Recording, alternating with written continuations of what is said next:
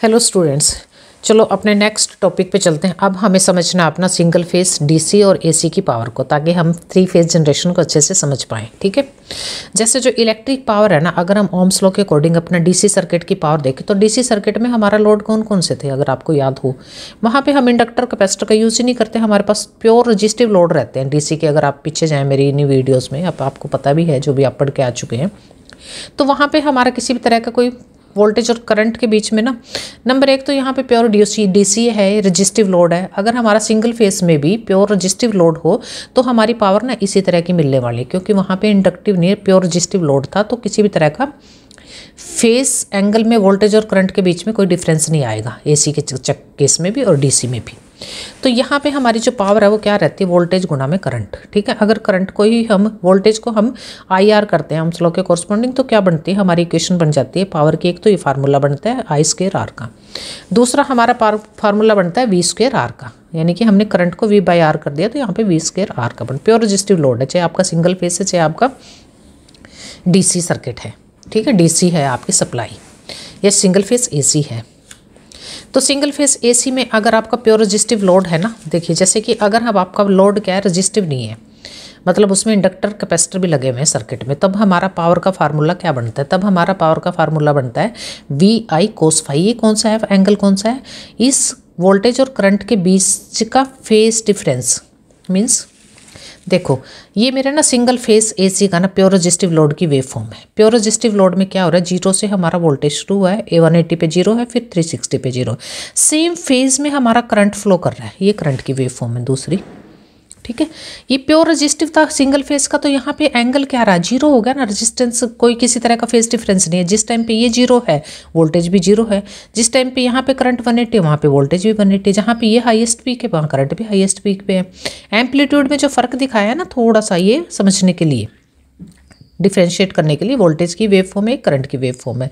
तो ये आप समझ सकते हो कि जब हमारा प्योर जो रजिस्टिव सर्किट है ना, रजिस्टिव लोड है, अगर AC का केस है तो वहाँ पे भी पावर हमारी क्या रहती है, P = V, क्योंकि ये फैक्टर हमारा क्या हो जाएगा, वहाँ पे हो जाता है जीरो। तो ये उसी, अगर अब हम देखते हैं अपना थ्री फेस के केस में, थ्री फेस में हमारी जो पावर है ना वो हो जाती है √3 VI cos φ। ठीक है, एक आता है हमारा सिस्टम इंस्टेंटेनियस पावर, यानी उसी क्षण की पावर, उस टाइम की पावर कितनी होगी। सपोज करो इससे समझते हैं हम, इस वेव फॉर्म से, इस वेव फॉर्म में हमारा वोल्टेज और करंट दिख रहा है आपको।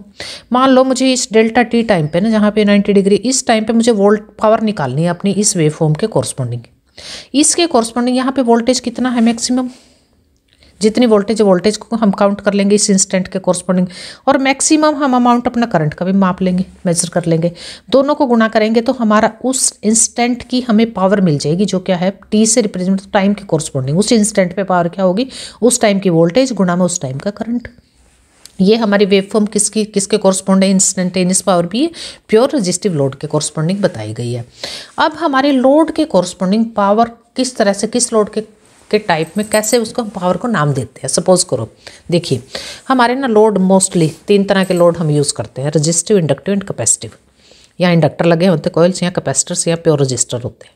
तो उनके कॉरस्पॉन्डिंग अगर पूरे सर्किट में ना रजिस्टर्स ही लगे हुए हैं तो उस सर्किट की पावर को हम नाम दे देते हैं कि वहाँ उस सर्किट की वो है एक्टिव पावर, और जो उसका पावर फैक्टर है ना वो यूनिटी रहता है, 1 रहता है। ठीक है, पावर फैक्टर जो है ना 0 से लेकर 1 के बीच में वेरी करता है पॉइंट्स में, तो मैक्सिमम जो वैल्यू है ना पावर फैक्टर की 1 जाती है। अगर आपके लोड हैं, मोटर हैं, ये किसी तरह का लोड है जहाँ इंडक्टर कैपेसिटर्स लगे हुए हैं, तो उस पावर को हम नाम दे देते हैं रिएक्टिव पावर। अब देखिए ये जो ट्रायंगल है ना, पावर की ट्रायंगल है, इसका जो बेस था ना ये हमारा एक्टिव लोड के कॉरस्पॉन्डिंग मेरी पावर थी, जहाँ पे मेरा लोड क्या था, रजिस्टिव था।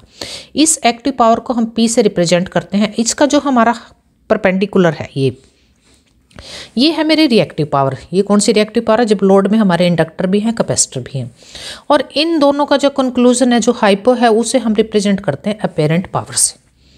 इनकी फॉर्म्स को P से, S से, Q से भी रिप्रेजेंट कर सकते हैं। अब देखिए यहाँ पे मैंने पहले भी ना आपको एक कॉफ़ी के मग से समझाया हुआ है कि कौन सी एक्टिव पावर है, कौन सी रिएक्टिव पावर है। अब देखिए मेरा ये ना कॉफ़ी का एक मग है, ठीक है, इस मग में ना इस लाइन से नीचे नीचे मेरी प्योर कॉफ़ी है, जिसके लिए मैंने पैसे दिए थे। लेकिन उस कॉफ़ी की शॉप ने क्या किया, कॉफ़ी तो इसमें इस लेवल तक है, पर मग को पूरा ऊपर तक भर के दे दिया, किससे, सिर्फ फोम, उसकी फोम मतलब झाग झाग है। कॉफ़ी में ना इस पोर्शन में है झाग। जो ये मेरा एक्चुअल में लिक्विड फॉर्म है ना कॉफ़ी की, ये मेरी असल में कॉफ़ी है, समझ रहे हो। और ये मेरा झाग है, किसी काम का नहीं, इसमें मैं क्या करूँगी, एक घूंट मेरी इससे कुछ भी नहीं मिलने वाला मुझे इस झाग में से तो। लेकिन मुझे दिख क्या रहा है, मेरा मग्गा भरा हुआ है पूरा कॉफ़ी से। एक्चुअल में कॉफ़ी नहीं है, कॉफ़ी तो उसमें सिर्फ इतने लेवल तक है। इसी को हम समझेंगे पावर के सिस्टम में। सपोज करो जो हमारे और दोनों को, अगर इस पूरे मग को मैं नाम दूंगी, किसका नाम दिया हमने, पूरे मग को जिसमें झाग भी और कॉफ़ी एक्चुअल में लिक्विड कॉफ़ी भी है, उसको हमने नाम दिया है कि ये हमारी अपेरेंट पावर है। झाग को हमने नाम दिया है रिएक्टिव पावर का, जिसका कोई यूज़ नहीं है, खाम खाई का है। ये एक्चुअल में लिक्विड कौन सा मेरा, ये एक्टिव पावर है। लेकिन यहाँ पे जो अपेरेंट पावर है ना, ये मेरे को पावर हाउस से मिली, मतलब मेरे जो कंपनी है ना इलेक्ट्रिक, जिससे भी मैंने पावर अपनी इलेक्ट्रिक सप्लाई ली है, या मैंने जनरेटर से ली है, घर पे जनरेट करी है, उन्होंने मेरे को क्या दिया है, मिक्सर करके दे दिया, झाग भी और लिक्विड भी, और कहते हैं इससे आपको पावर अपना यूज़ करो घर में। अब मेरा ना असल में तो मैंने कॉफ़ी इतनी पी है ना, इतना मग, तो मुझे एक्चुअल में बिल इतने का पे करना चाहिए ना। मैं खाम खाई के पूरे मग का प्राइस दे रही हूँ। सपोज करो पूरा मग का मेरा ना 200 रुपये का है, ठीक है। एक्चुअल में कॉफ़ी कितने रुपए की, झाग ही हो गया इसमें 50 रुपये का, तो असल में कॉफ़ी तो 150 रुपये की है, समझे। इससे तो मैंने पी तो 150 रुपये की कॉफ़ी है, 50 रुपये तो मैंने खाम खाई उस झाग के पे किए। सेम हमारे साथ होता है इलेक्ट्रिसिटी सिस्टम पे। अब ये किस पे डिपेंड करता है, ये हमारे ना रिएक्टिव लोड्स पे डिपेंड करता है। अब ऐसा तो है नहीं कि हम घर में प्योर अपना रजिस्टिव लोड ही यूज़ करते हैं, हमारे पास तो बहुत सारे इंडक्टिव कैपेसिटिव लोड्स भी होते हैं। अब इन इंडक्टिव कैपेसिटिव लोड से हमारी एक चीज़ अफेक्ट होती है, उसको बोलते हैं पावर फैक्टर, अपनी इलेक्ट्रिसिटी का पावर फैक्टर एक टर्म निकलती है, फिर इसी नहीं पावर से पावर फैक्टर निकलेगी एक टर्म।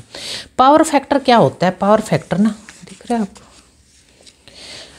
पावर फैक्टर है रेशो है power needed to do the electric work by the electric equipment at consumer side पे, जो हमने यूज़ करी है, जैसे कॉफ़ी के एग्जांपल से समझे हैं, to the power delivered by the power system, system ने जो पावर दी और अपने हमने एक्चुअल में जो यूज़ की पावर, उन दोनों की रेशो को हम बोलते हैं पावर फैक्टर। यानी कि एक गुड पावर फैक्टर, अगर अच्छा पावर फैक्टर है, गुड पावर फैक्टर क्या होगा, 0 से 1 के बीच में लाई कर रहे हैं ना पावर फैक्टर, यानी अच्छा पावर फैक्टर कौन सा होगा, जिसकी वैल्यू होगी यूनिटी यानी कि 1।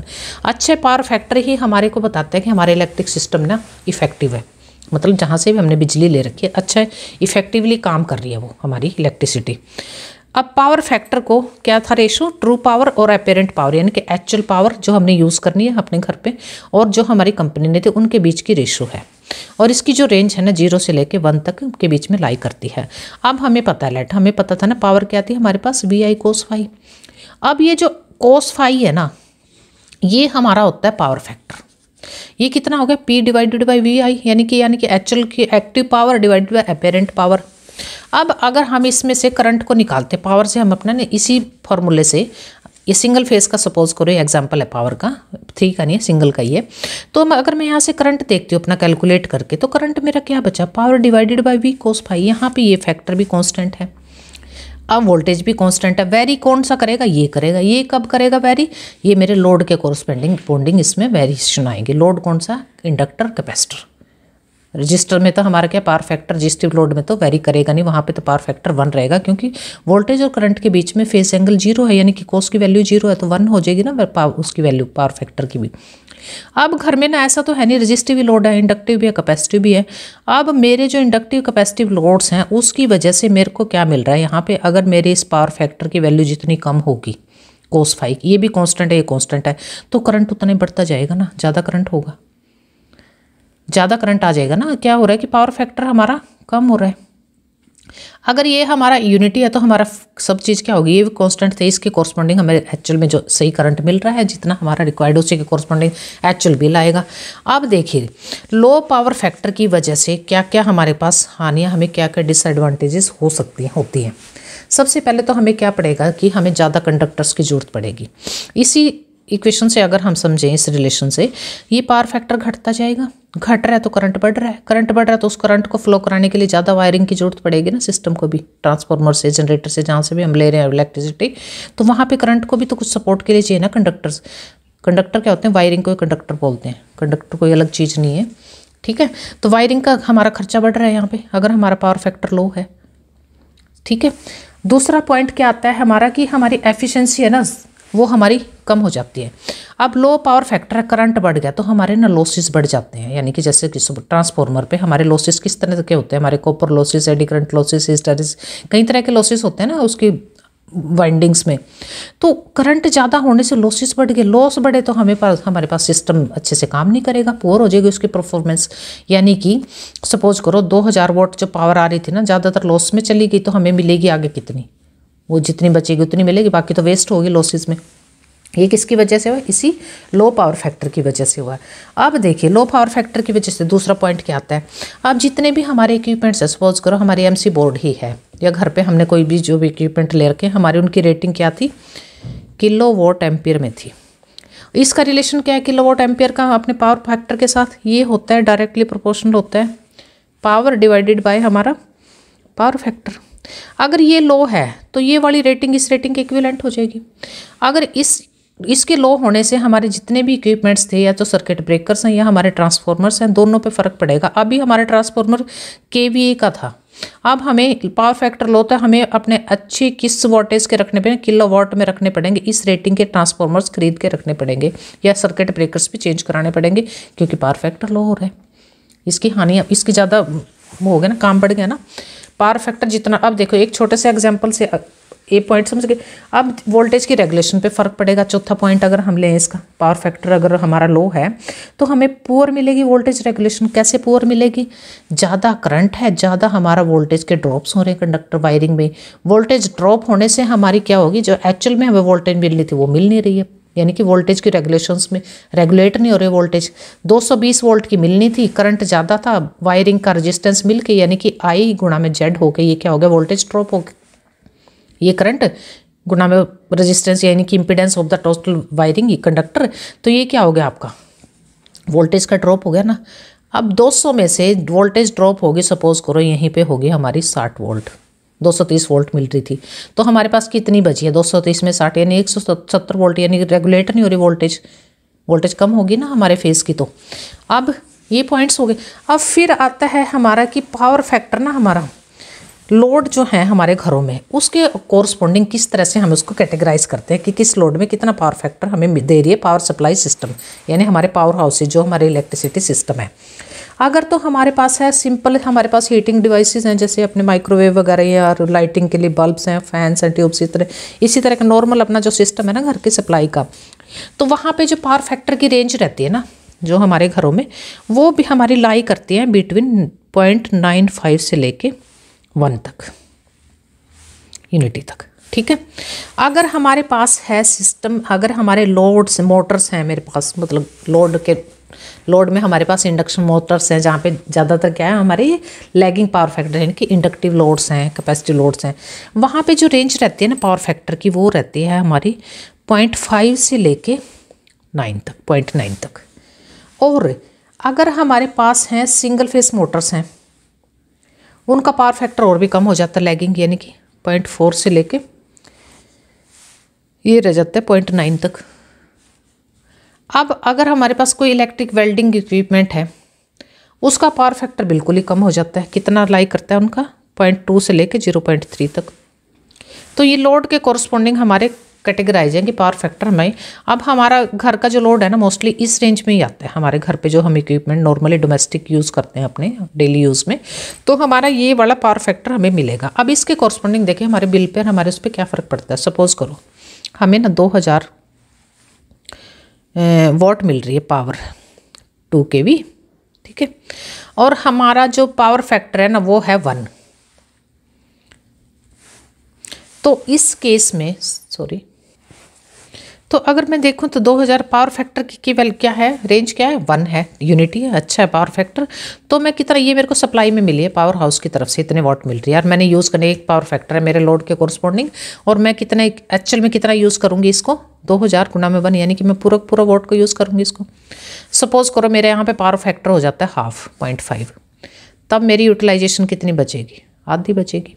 यानी कि बिल तो मेरा पावर हाउस ने तो मुझे 2000 वॉट ही दी थी, लेकिन मेरे घर सिस्टम मेरे लोड के कोरस्पॉन्डिंग पावर फैक्टर लो था, और उस केस में हमें क्या मिली, मेरे को यूटिलाइज तो मैंने 1000 वॉट ही किया, लेकिन बिल मैं 2000 वॉट का ही दे रही हूँ। एक्चुअल में वही एग्जांपल आ गया अपने कौन सा कॉफ़ी के मग का। कॉफ़ी तो उसमें आधी है, बाकी तो झाग के लिए पेमेंट कर रहे हैं हम उसको कॉफ़ी वाले को। अब आता है हमारा एक लास्ट का जो टॉपिक है वो क्या बचता है, देखिए अब इसको इम्प्रूव कैसे करें। पावर फैक्टर को ना इम्प्रूव करने के लिए हम क्या करेंगे, अपना जो लोड है ना हमारे घर का जो भी लोड है हमारे पास, उन लोड में इंडक्टिव जो भी लोड लगा हुआ है हमारे पास, उसके पैरेलल में ना कैपेसिटर बैंक लगा देंगे। ठीक है, सपोज करिए एक सर्किट है, ये हमारी सप्लाई आ रही है, ये हमारे घर का लोड है जो कि क्या है, लो पावर फैक्टर के साथ है, यानी कि इंडक्टिव कैपेसिटिव सब तरह का लोड है ये। इसके कॉरस्पॉन्डिंग पावर फैक्टर हमारा डिक्रीज हो रहा है, तो हम क्या करेंगे, इसके पैरेलल में ना हम क्या लगाएंगे अपना, एक सेकंड, हम लगा देंगे कैपेसिटर। ठीक है, अब देखिए पावर फैक्टर यहाँ पे क्या हो रहा था, ये हमारा एक्चुअल में लोड था घर का, ये हमने कैपेसिटर लगा दिया। अब एक्चुअल में हमने देखी हुई ना अपनी वेव फॉर्म, जो हमारा अगर हमारा कैपेसिटर लगा होता है तो वोल्टेज को करंट क्या करता है, लीड करता है 90 डिग्री। प्योर कैपेसिटिव अगर लोड है, प्योर इंडक्टिव लोड है और कुछ नहीं है तो 90 डिग्री लैग करता है, और इनकी लिए यहाँ लीडिंग है लैगिंग है। सपोज करो हमारे लोड के कॉरस्पॉन्डिंग अब हमारा ना पावर फैक्टर ये था, ये हमारी वैल्यू किसकी कॉरस्पॉन्डिंग थी, जो मेरा ये एक्चुअल में लोड था IL। अब मैंने कैपेसिटर पैरेलल में लगा दिए तो मेरा क्या हो गया, एंगल बढ़ गया, ये हो गया हमारा इसके कॉरस्पॉन्डिंग IC के कॉरस्पॉन्डिंग। अब करंट इसके लगने से अब ये आ गया मेरा, ये करंट का टोटल करंट था, दो हिस्सों में डिवाइड हो गया, लोड के क्रॉस गया IL और ये हमारा IC। पैरेलल में कैपेसिटर लगने से हमारी जो फ्लक्चुएशन है ना, यानी कि जो हमारा लैगिंग था ना फैक्टर, जो हमारा क्या हो रहा था, cos फाई की वैल्यू क्या हो रही थी, लैग कर रहा था ना वोल्टेज को, उस पे हमारा क्या पड़ा है, फर्क पड़ेगा। मतलब कैपेसिटर क्या करेगा, उसको दूसरी तरफ स्ट्रेच कर रहा है, वोल्टेज से करंट को आगे लाने की कोशिश, ये क्या है, इसको लैग की कोशिश करता है इंडक्टर, कैपेसिटर उसको लीड करने की कोशिश कर। उस लीड लैग की फ्लक्चुएशन में हमें क्या मिलता है कि हमें अपना एक अच्छा पावर फैक्टर हमारा मेंटेन हो जाता है लोड के अक्रॉस। हमें क्या चाहिए, हमें पावर फैक्टर अपना यूनिटी के आसपास ही चाहिए, यानी कि 0.95 तक तो चाहिए ही चाहिए। अच्छा।